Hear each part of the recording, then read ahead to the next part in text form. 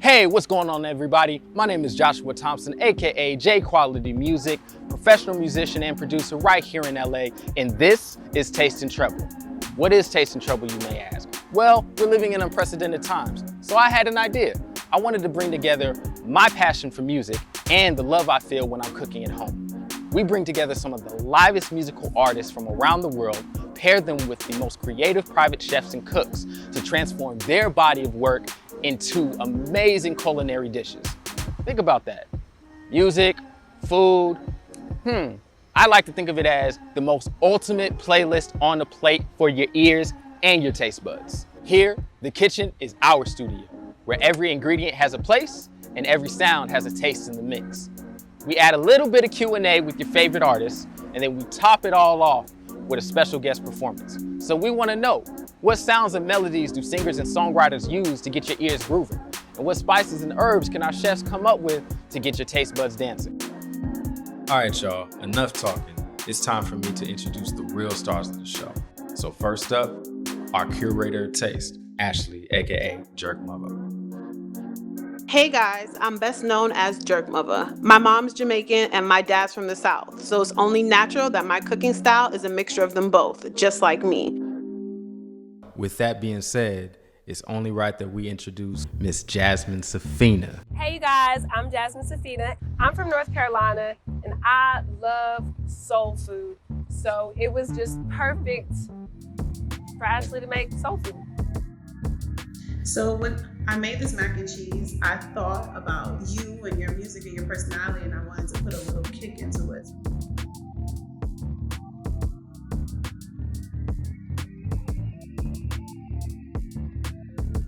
In every dish is just a little bit of spice in a different way. So specifically in this one, I did some Anaheims and Poblano's, which is just one level, just one layer of spiciness. And it's just like a little surprise. It's not very spicy, but you don't expect it. Surprise, motherfucker!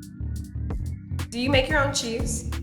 Actually, I don't make my own cheese. I wish I could. I often try to make everything from scratch, but it's just not realistic. But I do research all the cheeses that I use. I do a lot of test kitchen research and development, and go to farmers markets as well, because a lot of independent businesses, small ones, they make vegan cheese. I didn't realize they had sliced vegan cheese, so I think that's really cool. Yeah, it's crazy because now in 2020, it's kind of easy to be a vegan. They've made everything vegan. Like there's a vegan alternative to everything. So There is, but that's kind of the thing where you have to decide what type of vegan you're gonna be, because there are so many processed vegan foods, and if you're gonna be a vegan, you might as well do it right and be healthy, you know? I agree. Definitely a challenge for me. Whenever I think I'm gonna be vegan, I'm like, are you gonna be vegan or are you just not eating meat? Because it's definitely different. Plant-based frozen chicken There we nuggets. go. Plant-based versus, yeah, I'm eating soy and like fake stuff. Definitely. You're right about that.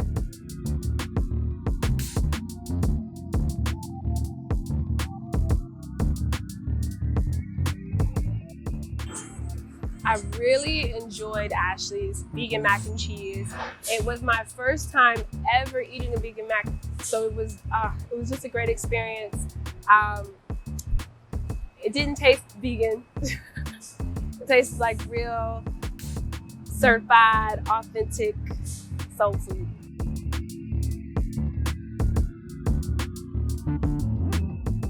After our conversation, and you shared with me that you're like 85% vegan, but if you were, I love that 85%. Like I like giving those kind of numbers as well. I'd be like, yeah, 86% sure. But you mentioned if you were back home in North Carolina, you might be eating some good barbecue. And I'm like, wait, so let's, like, you love the idea of like something close to a vegan barbecue. So we did the mac and cheese, and I added a little jerk mother in there, put some jerk in the barbecue sauce, and we made some jackfruit vegan sliders, and that has a kick to it too, because jerk it just resembles the lyrics that you have in your song and just like what the song stands for, the summertime. Oh, almost thought the pineapple was in here. Tell y'all I'm dramatic with these sounds that I make. Just like to, I mean, people can say what they want to. We got easy ways of getting things done. I could have got a cabbage and, you know, cut the cabbage from scratch, but you know, somebody did that for me already. Exactly. I'm gonna let them do it. Let them do it, y'all. I'm gonna let them do it.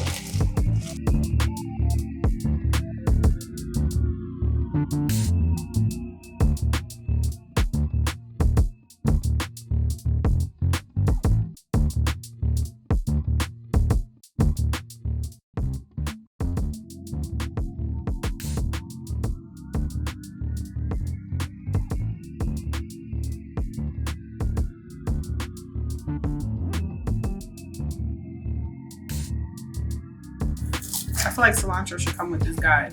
Because there was a time when I was chopping cilantro, not realizing that this is how it's the better way to do it.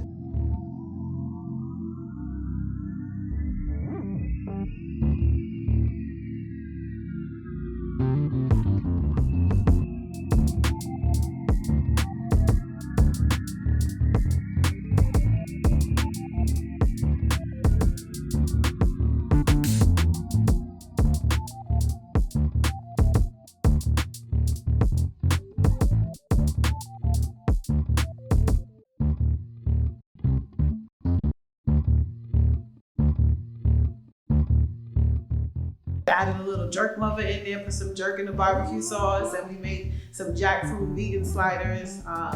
And that has a kick to it too, because jerk it just resembles the lyrics that you have in your song and just like what the song stands for, the summertime.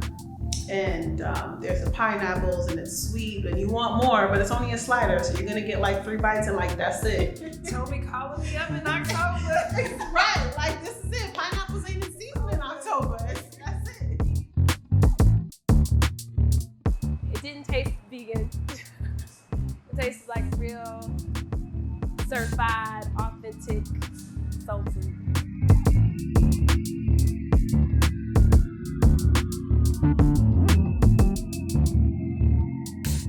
The watermelon shooters. Oh my gosh, I'm so excited for the watermelon shooters. So we juiced these watermelons and yeah, it has a little bit of jalapeno in it. It's A gonna little be sweet, a little spicy. It's just like me. good. One of the things I took note on when I was talking to Jazz and listening to her music, and I shared with her, is like, it might look light, but it's heavy though. And it's like, these are a hit. Like, they small, but they refreshing and they're great. Let me just make sure it's enough. Oh, that's gonna be good cold. Yeah, I want to just make, I might have to add a little bit more watermelon for the sake of, I mean, it's okay, it's a taste.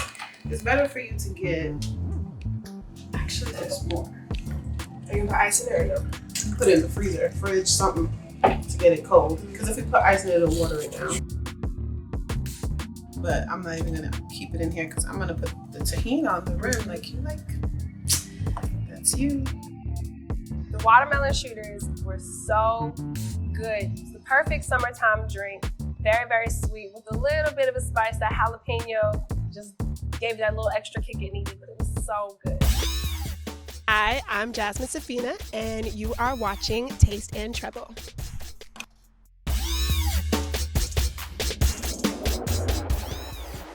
It's so good. All right, everybody, we are back.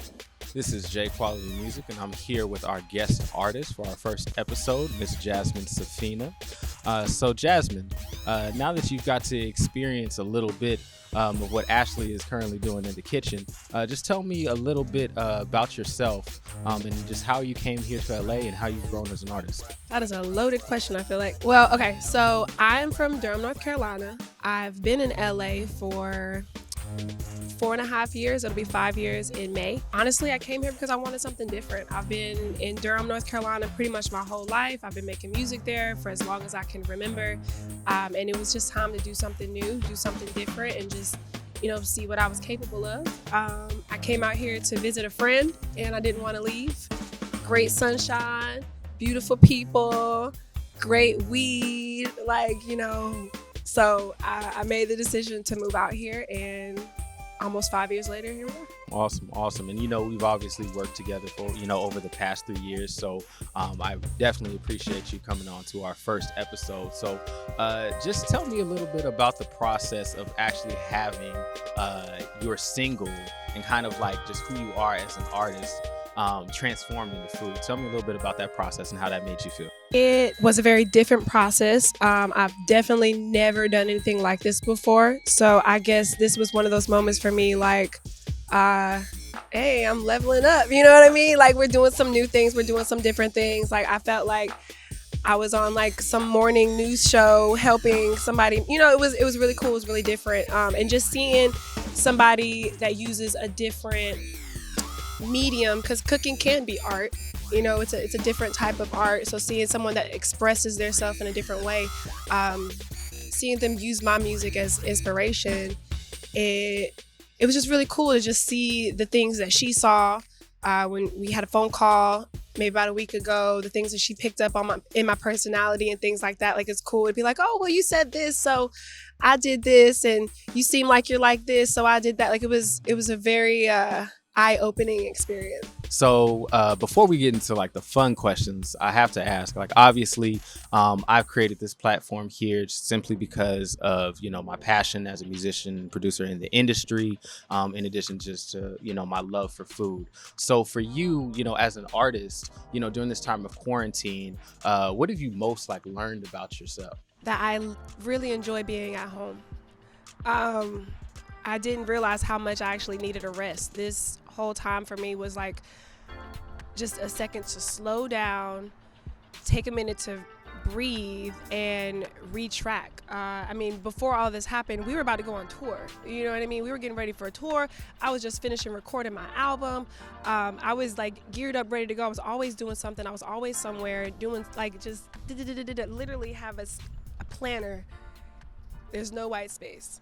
So when this happened, I want to say maybe like 2 weeks in, I was crying because I'm like, I'm not doing anything.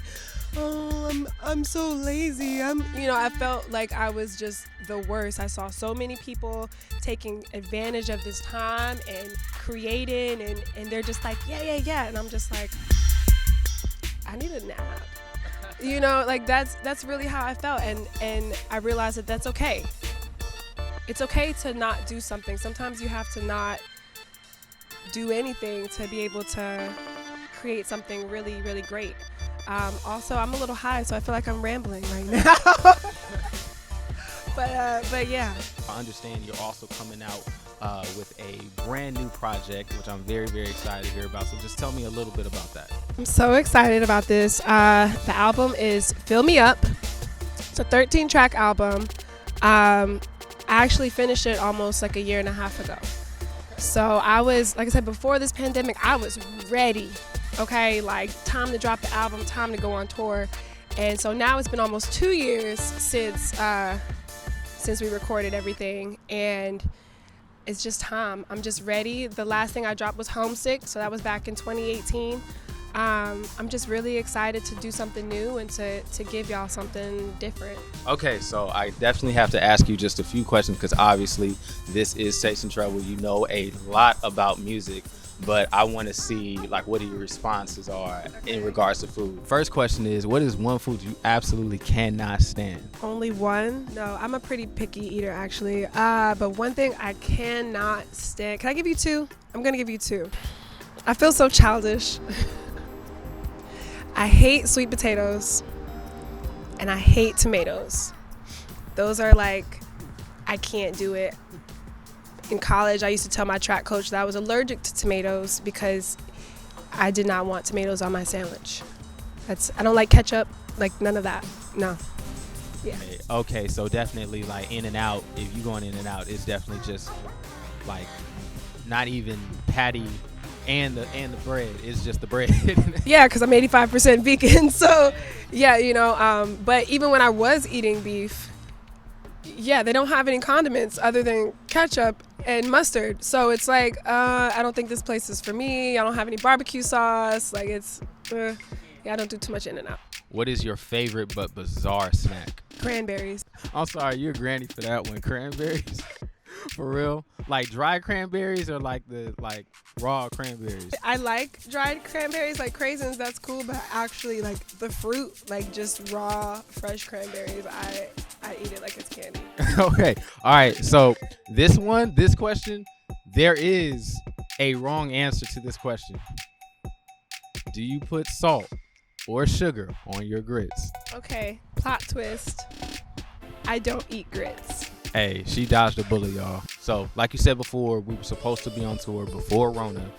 But I want to ask you, if you had your own music festival, like say 2022, Jasmine Safina, it's like everywhere. What food would you serve at your own music festival, and what would it look like? Okay, this might be a really weird combination, but most music festivals are all day, right?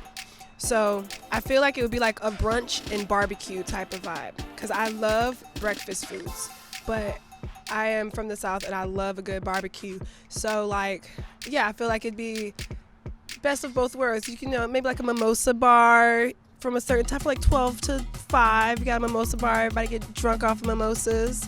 Then get some good barbecue and some mac and cheese and just some good soul music. Like it's a soul food event. I would definitely get like my all day pass. I would just ask for, my VIP check-in. That's all I would ask for. I think that does it. Jasmine, thank you so much for being a part of this, first episode of the magic that we're making here at Taste and Treble. And to everybody out there, I hope that you guys are just as excited as I am for her new project. And your new project is dropping. Fill Me Up is dropping September 30th. September 30th, Fill Me Up. Make sure you stream on all platforms. Support your artists. Thank you guys so much. This is Taste and Treble. All right, ladies and gents, you've seen what we've got cooking in the kitchen. Now is the piece de resistance, performing her newest single, Summertime Love, off of her debut album, Fill Me Up. Here's our guest, Jasmine Safina.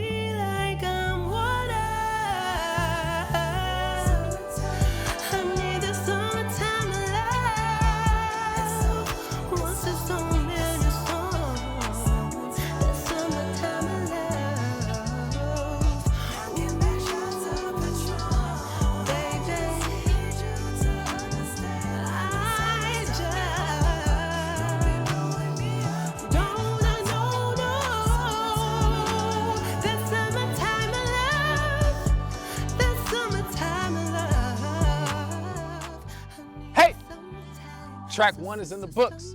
Join us next time with an all-new artist and an all-new chef. Ain't no telling what we're gonna cook up. Make sure you following us and staying tuned here at Tasting Trouble. Peace. I need the summertime.